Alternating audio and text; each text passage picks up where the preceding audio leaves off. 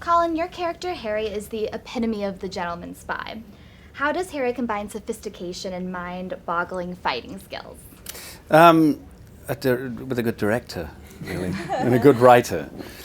I think that it's one of the things, acting sometimes polarizes into two different things you can do with it. One is that it's a mask where you can pretend to be the things you want to be. You go in the direction of your fantasy. It sometimes can be where you go to your worst fears and bear yourself at your most vulnerable and weakest and at your least appealing. But this was definitely the fantasy side of things. Somebody had written a role, dressed me up in the suit, give me the dialogue to do, and a brilliant team of stunt guys, basically all there just to make me look good. Sophie, can you describe the relationship with your character Roxy and Eggsy? Yeah, I think Roxy is obviously the odd one out because she's, at the start, one of the only girls, and therefore immediately discriminated against. And although she comes from the same social background as a lot of the other guys, she's ultimately the weaker candidate because Kingsman is still quite an old-fashioned institute. And then Eggsy turns up, who she sees as kind of definitely not what she'd expect or the others would expect Kingsman material to be, and through their apparent weaknesses, even though they don't see it as weakness, they form an allegiance together, and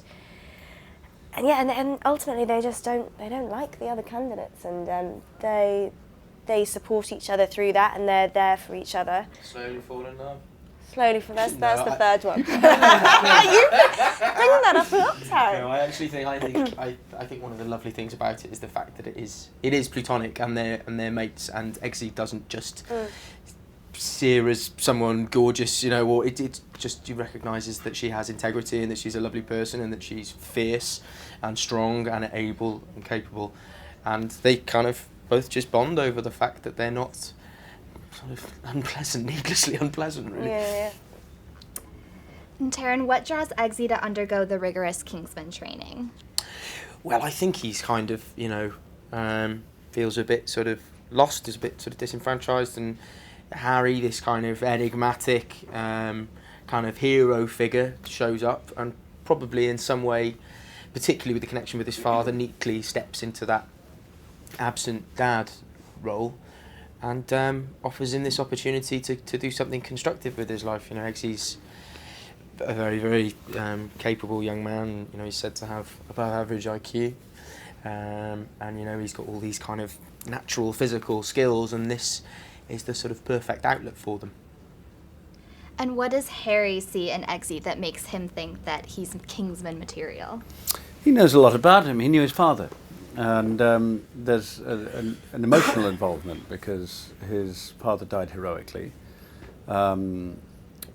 saving Harry's life, and it was due to a mistake that Harry made. So there's an immense emotional investment in that, and so I think he sees him as having to take on something of the father responsibility, but he also has been watching this boy grow up from a distance, and he sees this enormous talent and enormous potential.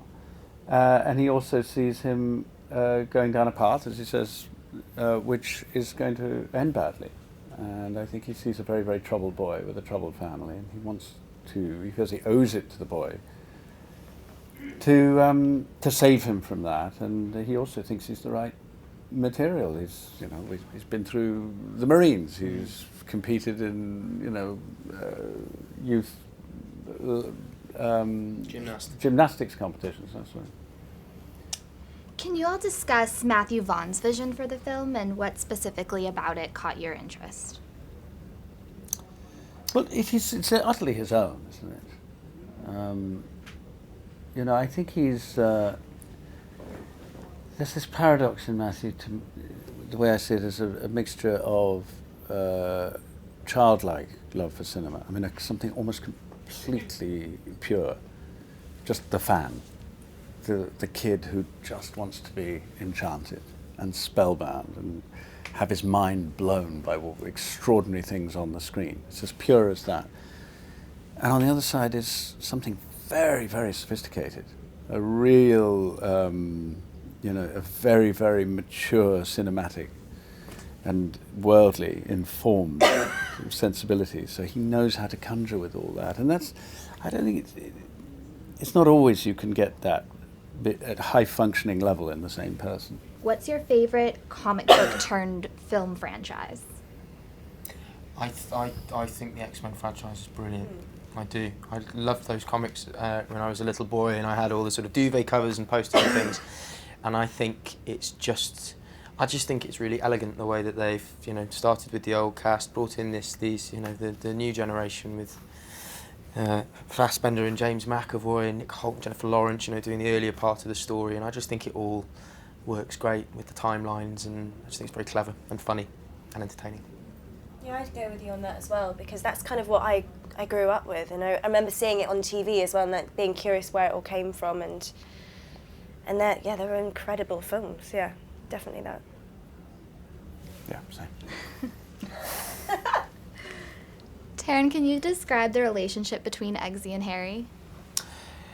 Yeah, well, I think, I sort of slightly touched on it earlier, didn't I? I think it's a kind of, Harry feels, whether, rightly or wrongly, that he let down my dad during the opening sequence when he sacrifices himself to save Merlin and Jack Davenport's character Lancelot and Harry.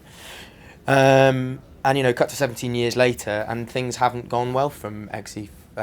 He's got a real nasty piece of work living with him and his mum. His mum, having been a very, very, very sort of together, well presented, but not dysfunctional lady, has turned into a really quite dysfunctional person. Seems to be sort of just really down on her luck. So there's a big gap in Eggsy's life for someone to come along and say, buck your ideas up, and offer an avenue for him to sort of do something good with his life. So I think in a kind of weird way, and it's a sort of father-sonny sort of thing, I think.